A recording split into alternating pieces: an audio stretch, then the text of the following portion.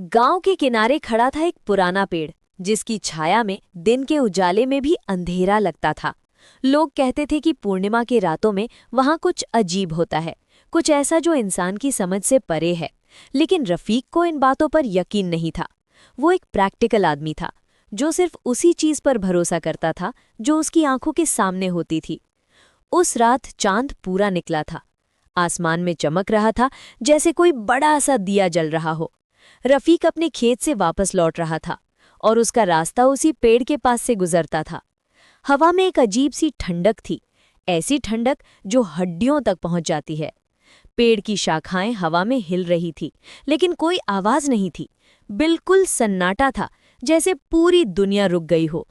जैसे ही रफीक पेड़ के नजदीक पहुंचा, उसने देखा कि वहां कुछ लटक रहा है।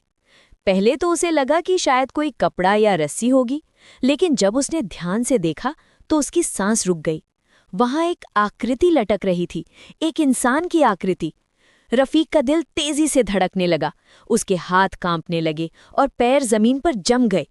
वो आकृति धीरे धीरे हिल रही थी, जैसे हवा में झूल रही हो। रफीक ने आंखें मली, सोचा कि शायद उसे कुछ गलत दिख रहा है, लेकिन जब उसने दोबारा देखा तो वो आकृति अभी भी वहां थी। अचानक उस आकृति ने अपना सिर उठाया और रफीक की तरफ देखा। उसकी आंखें चमक रही थीं, जैसे अंधेरे में तो जलते हुए कोयले हों।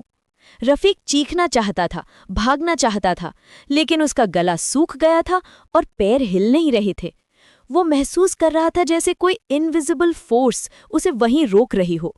हवा और भी ठंडी हो गई थी और अब उसमें एक अजीब सी गंध आ रही थी, जैसे कुछ सड़ रहा हो। अचानक रफीक को एहसास हुआ कि उसके पैर जमीन को छू नहीं रहे। वो हवा में तैर रहा था, बिल्कुल उसी तरह जैसे वो आकृति पेड़ से लटक रही थी। उसने नीचे देखा तो उसके जूते जमीन पर पड़े थे, बिल्कुल वैसे ही जैसे किसी ने उन्हें सावधानी से उतार कर रखा हो। नदीम, कल्पना करो उस डर की जो रफीक महसूस कर रहा होगा। वो समझ गया था कि अब वो सुपर नेचुरल फोर्स का हिस्सा बन गया है, जिसके बारे में गांव वाले कहते थे। उसकी आवाज गले में फंस गई थी और वो सिर्फ ये देख सकता था कि कैसे उसके जूते नीचे अकेले पड़े हैं। सुबह जब गांव वाले उस जगह पहुंचे तो उन्हें सिर्फ रफीक के जूते मिले, पेड़ के नीचे साफ सुथरे रखे हुए। रफीक का कोई निशान नहीं था, जैसे वो हवा में गायब हो गया हो। लोगों ने कहा कि पूर्णिमा की रात उस पेड़ ने एक और आत्मा को अपने साथ जोड़ लिया है। आज भी जब पूर्णिमा की रात आती है तो गांव वाले उस पेड़ के पास जाने से डरते हैं।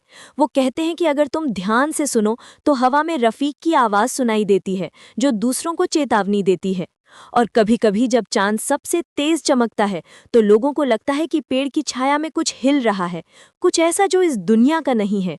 वो पेड़ आज भी वहां खड़ा है, अपने रहस्यों के साथ, और हर पूर्णिमा की रात वो किसी नए शिकार का इंतजार करता है, किसी ऐसे व्यक्ति का जो उसकी सुपर नेचुरल पावर को चैलेंज करने की हिम्मत करे।